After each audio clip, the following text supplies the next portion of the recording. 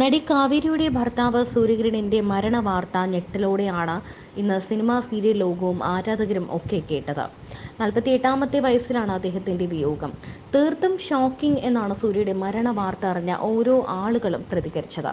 ഏറെ ദിവസങ്ങളായി ആരോഗ്യ പ്രശ്നങ്ങളെ തുടർന്ന് അദ്ദേഹം ചികിത്സയിലായിരുന്നു.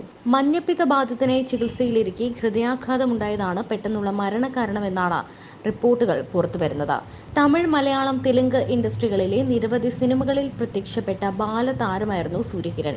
പാടുകഥവൻ തുടങ്ങി 200ഓളം ചിത്രങ്ങളിൽ ബാലതാരമായി അദ്ദേഹം അഭിനയിച്ചിട്ടുണ്ട്. നടി കാവേരിയുമായുള്ള വേർപിരിയലിന് ശേഷം അദ്ദേഹം തന്റെ പ്രൊഫഷണൽ ജീവിതത്തിൽ നിന്നും വിട്ടുനിൽക്കുകയായിരുന്നു. വിവാഹശേഷം സൂര്യകിരൺ നിർമ്മാണ രംഗത്തും സജീവമായിരുന്നു. എന്നാൽ കടബാധ്യതകൾ കൂടിയതോടെ കാവേരിയുമായി പ്രശ്നങ്ങളുണ്ടായി. സൂര്യയ്ക്കുണ്ടായ സാമ്പത്തിക ബാധ്യതകളാണ് ദമ്പതികൾ വേർപിരിയാനുള്ള കാരണമെന്ന് സഹോദരിയും പ്രശസ്ത നടിയുമായ സുജിത ധനുഷ് പറയുകയും ചെയ്തിരുന്നു. കടബാധ്യതകൾ ഏറിയതോടെ ജ്യേഷ്ഠൻ കടുത്ത മാനസിക സമ്മർദ്ദത്തിന് അടിമയായി മാറിയെന്നും അന്ന് സഹോദരി വെളിപ്പെടുത്തി. മദ്യപാനത്തിലേക്കും തന്റെ ചേട്ടൻ അടിമപ്പെട്ടു. അദ്ദേഹത്തെ ഗൈഡ് ചെയ്യാൻ ആരുമുണ്ടായില്ല.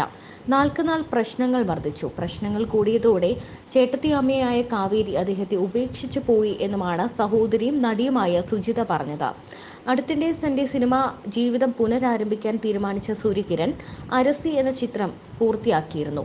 എന്നാൽ അതിനു പിന്നാലെയാണ് ഈ വിയോഗം നടന്നിരിക്കുന്നത്. കാവേരിയാണ് തന്നെ ഉപേക്ഷിച്ചു പോയതെന്ന് നിരവധി തവണ സൂര്യകിരൺ പറഞ്ഞിട്ടുണ്ട്. ഇരുവരും ഒന്നിച്ചുള്ള നിരവധി വീഡിയോകളാണ് ഇന്നും സോഷ്യൽ മീഡിയയിൽ വൈറലാകുന്നത്.